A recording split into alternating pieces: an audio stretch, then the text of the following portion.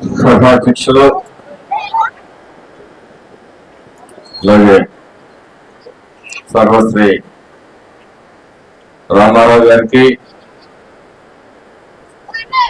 Municipal chairman municipal commissioner Venu గారికి, రామకృష్ణారావు గారికి, వైఎన్ఎస్ చౌదరి గారికి, వెంకటరామరెడ్డి గారికి, కేశవరెడ్డి గారికి, దుర్గారావు గారికి, దత్తా చిన్ని శ్రీనివాసరావు గారికి, కోర్సు చెన్నకేశ్వరరావు గారికి, అలాగే వేదిక అలంకరించిన పెద్దలకు, ఈ కార్యక్రమానికి విచ్చేసిన విద్యార్థుల తల్లిదండ్రులకు నమస్కారాలు.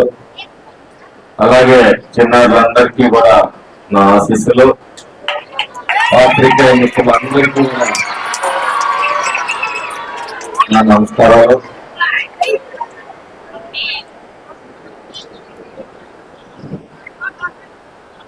ఇప్పుడు మీ అందరి ప్రేమాభిమానాలతోటి ఈ రాష్ట్రంలో ఒక నూతన ప్రభుత్వం ఏర్పడింది. 5 సంవత్సరాల అరాచక పరిపాలన, దశ దిశ లేని పరిపాలన, వ్యవస్థలన్నీ సర్వనాశనం అయిపోయినాయి. ఈ రాష్ట్రాన్ని మళ్ళీ గాడిలో పెట్టాలి, వ్యవస్థల్ని సరిచేయాలి, ఈ రాష్ట్రాన్ని అభివృద్ధి పదంలో ఉంచాలి, ఈ రాష్ట్ర ప్రజలందరికీ సంక్షేమ ఫలాలు అందించాలి, ఈ రాష్ట్రంలో యువత భవిష్యత్తుకు ఒక బాట వేయాలి,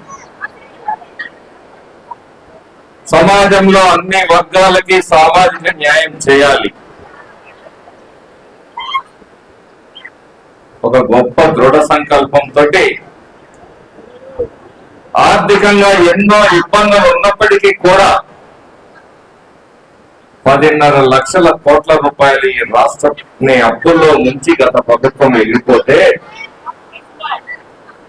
ఒక్కొక్కటిగా సరిచేసుకుంటూ మరి రాష్ట్రాన్ని మళ్ళీ గాడిన పెట్టే ప్రయత్నం చేస్తూ ఉంది ఎన్డీఏ కూటమి ప్రభుత్వం. ప్రియతమ ముఖ్యమంత్రి చంద్రబాబు నాయుడు గారు, ఉప ముఖ్యమంత్రి పవన్ కళ్యాణ్ గారు, అలాగే మన భారత ప్రధాని మోడీ గారు ఈ రాష్ట్రాన్ని మళ్ళీ సరిదిద్దడానికి ఎంతో కృషి చేస్తున్నారని చెప్పి సందర్భంగా తెలియజేస్తాం. ఇద్దరు బిడ్డలకి అమ్మఒడి ఇస్తారని చెప్పేసి మాట తప్పిన ప్రభుత్వం ఇద్దరు కాదు ముగ్గురైనా ఇస్తారు. ఈ రాష్ట్రంలో మరి బిడ్డలకి చదువుకున్న గొప్పదేమీ లేదు.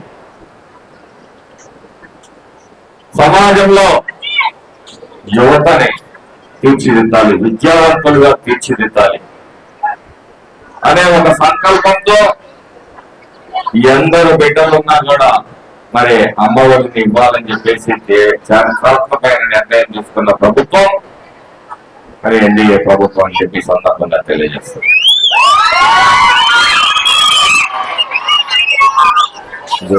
పోస్టర్ ఏది నిజంగా ఈ పోస్టర్ రిలీజ్ చేయాలంటే చాలా బాధ అనిపిస్తాం. చిన్న పిల్లలు కూడా డ్రగ్స్ లో మునిగిపోయే పరిస్థితి రాష్ట్రంలో దాపురించింది అంటే ఎంత దీన స్థితిలో, ఎంత దుర్మార్గమైన పరిపాలన గతంలో కొనసాగిందని అందరూ కూడా అర్థం చేసుకోవాలి. మీ కళల ఆశలు ఈ బిడ్డలు కడుపు కట్టుకొని మరి బిడ్డల్ని చదివిస్తున్నారు. వారి భవిష్యత్తు పట్ల ఎన్నో కళలు కంటున్నారు. కానీ స్కూల్స్, కాలేజీలు, యూనివర్సిటీలు మొత్తం కూడా గంజాయి డ్రగ్స్ మయమైపోయింది ఈ రాష్ట్రంలో. ఈ రోజు ఎన్డీఏ కూటమి ప్రభుత్వం వీటిపై దృష్టి సారించి ప్రత్యేక విభాగాలను ఏర్పాటు చేసి చర్యలు తీసుకునే పరిస్థితి మీకోసం, మీ బిడ్డల కోసం అని చెప్పేసి ఈ సందర్భంగా తెలియజేస్తా ఉన్నా. అత్యంత దయనీయమైన పరిస్థితుల్లో యువత భవిష్యత్తు పడతా ఉంది. ఆ రోజు మెగా డిఎస్సి అన్నారు, లేదు దగా చేశారు. ఎన్డీఏ కూటమి ప్రభుత్వం అధికారంలోకి రాగానే మెగా డిఎస్సి అని ప్రయాణం చేయడం జరిగింది. స్కూళ్లలో టీచర్లు లేరని చెప్పేసి అందరూ మాట్లాడుతూ ఉన్నారు.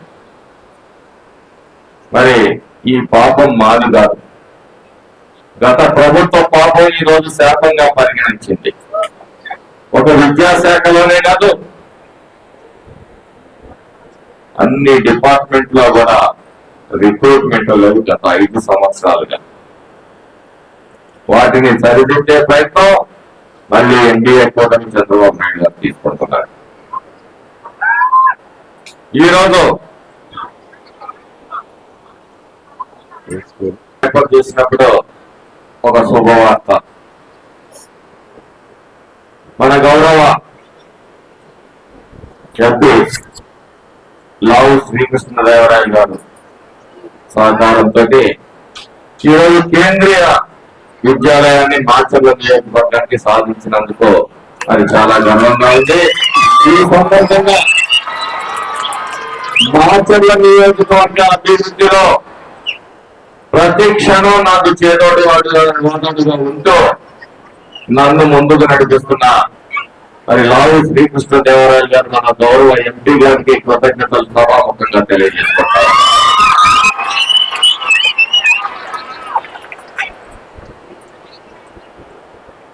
ఎందుకంటే అభివృద్ధి అనేది మన భవిష్యత్తు. బటన్ నొక్కితే ఒక 10 రూపాయలు అకౌంట్ లో పడితే మన జీవితాలు తెల్లాలి. నిన్న చూసాం 4 లక్షల కోట్ల రూపాయలతోటి విశాఖ ప్రాంతంలో మరి కొన్ని పరిశ్రమలు, ఐటీ పరిశ్రమలు అన్ని కూడా రాబోతున్నాయి. పరిశ్రమలు వస్తే ఈ చదువుకున్న బిడ్డలకు రేపు భవిష్యత్తు ఉంటుంది. మరి పరిశ్రమలే లేకపోతే ఈ బిడ్డల భవిష్యత్తు ఏంటి? 5 సంవత్సరాలుగా, గత 5 సంవత్సరాలుగా ఒక్క పరిశ్రమ రాలేదు సరిగదా. ఉన్న పరిశ్రమలు కూడా ఈ రాష్ట్రాల నుంచి పారిపోయిన దుస్థితిని మనం కళ్ళారా చూశాం. ఒకప్పుడు అభివృద్ధి అంటే ఆంధ్రప్రదేశ్, అభివృద్ధి అంటే చంద్రబాబు నాయుడు గారు.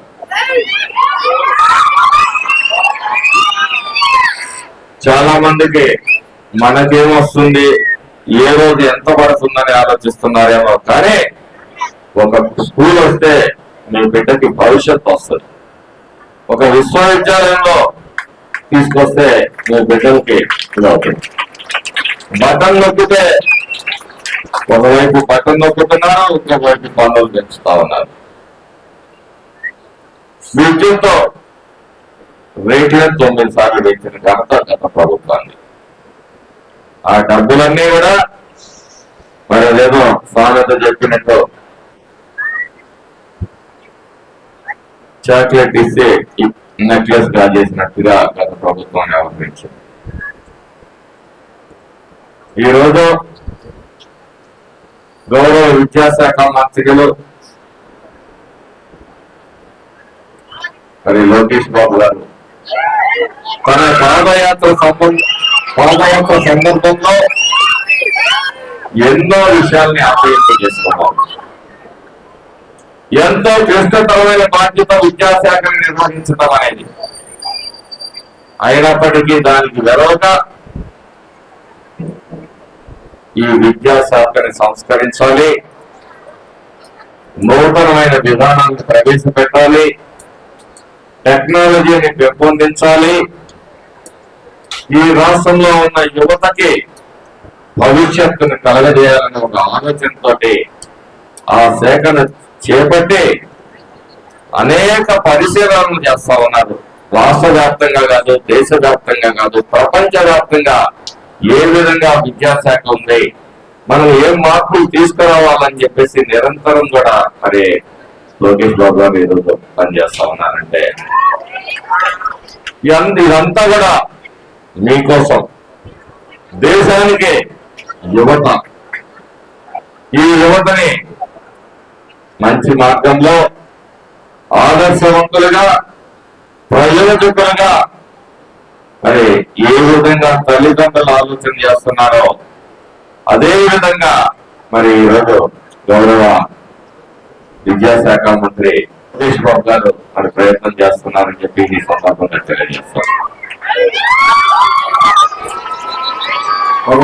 ఇంతకు ముందు చూశారు టీచర్లు ఎంత ఆవేదనతో మాట్లాడారు. మా పిల్లాన్ని కొట్టాడంట కదా అని చెప్పేసి తగానికి వస్తారు తల్లిదండ్రులు. తల్లి, తండ్రి, గురువు, దైవం. తల్లిదండ్రుల తర్వాత కీలకమైన బాధ్యత గురువులకే ఉంది.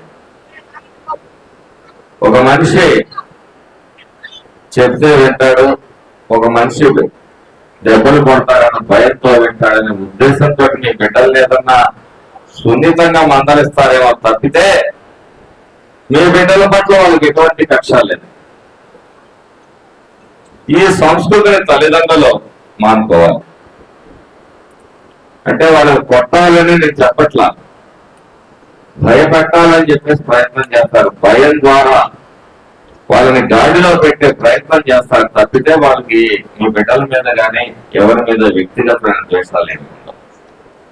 వాళ్ళు చాలా ఆవేదనతో ఈరోజు ఒకవేళ పొరపాడితే మమ్మల్ని క్షమించండి అనే పరిస్థితిలో మాట్లాడుతున్నారంటే మీరు మరి వాళ్ళు ఏ విధంగా బాధ్యతలు స్వీకరిస్తున్నారో మీరు గుర్తుపెట్టుకోవాలి. తల్లిదండ్రులు కూడా మీ పిల్లడు స్కూల్కి వస్తున్నాడా, రావట్లేదా, చదువుతున్నాడా, ఎన్ని మార్కులు వస్తున్నాయి, ఇవన్నీ కూడా విచారించుకోవాల్సిన అవసరం. ఒక గంట మరి నెలలో 1 గంట సమయం, 2 గంటలు వచ్చి మా పిల్లాడి పరిస్థితి ఏంటి, ఎలా ఉన్నాడు అనేది తెలుసుకోవాల్సిన అవసరం. అలాగే మరి స్కూళ్ళలో హాజరైన విద్యార్థులు ఎవరు రాని వాళ్ళని కూడా మీరు SMS మెసేజ్ ద్వారా ప్రతిరోజు విద్యార్థుల తల్లిదండ్రులు పోయే ఏర్పాటు చేయాల్సిందిగా కోరుతాను. ఎందుకంటే ఇంటి దగ్గర తల్లిదండ్రులు చెప్తారు నేను స్కూల్కి వెళ్తున్నానని, వాళ్ళు రాడు, ఇంటికి ఈవినింగ్ టైంకి వెళ్తారు. మా అబ్బాయి పోయి చక్కగా చదువుకుంటున్నాడని తల్లిదండ్రులు అంటారు. ఈ రోజు టెక్నాలజీ అభివృద్ధి చెందిన తర్వాత ఇది చాలా ఈజీ కాబట్టి మరి ఒక యాప్ ని డౌన్లోడ్ చేసుకుని దాని ద్వారా ప్రతి విద్యార్థి కూడా ఏ రోజు హాజరయ్యాడా కాలేదా అనే విషయం తల్లిదండ్రులకి సమాచారం అందించాల్సిందిగా ఈ సందర్భంగా కోరుతా ఉన్నా. స్కూల్కి పంపడంతో మీ బాధ్యత అయిపోదు. ఆ పిల్లల్ని ఇంటి దగ్గర స్కూల్లో ఉన్నంతసేపు తల్లిదండ్రులు చూసుకుంటారు. ఇంటి దగ్గర కొంత రెస్ట్ తర్వాత హోంవర్క్ చేస్తున్నారా లేదా, చదువుతున్నారా లేదా అని చూసుకోవాల్సిన బాధ్యత కూడా తల్లిదండ్రుల మీద ఉందని చెప్పేసి గుర్తు చేస్తూ మరి మీ ఆశలు నెరవేరాలన్నా, మీ బిడ్డలు ఉజ్వల భవిష్యత్తు ఉండాలన్నా ఉపాధ్యాయులతో పాటు తల్లిదండ్రులుగా మీ బాధ్యతను కూడా గుర్తించి మరి నడవాలని చెప్పి ఈ సందర్భంగా తెలియజేస్తూ ఇప్పుడు 76% ఉత్తీర్ణత ఉందని చెప్పేసి మాస్ గారు చెప్తున్నారు. నేను ఒక్క మాట చెప్పదలుచుకున్నాను. 95% వచ్చిన ఏ స్కూల్లోనైనా సరే ప్రతి ఒక్క టీచర్ని కూడా ప్రోత్సాహంగా మరి 10,000 రూపాయలు నా తరఫున అందిస్తాను. ప్రతి స్కూల్లో ప్రతి టీచర్కి కూడా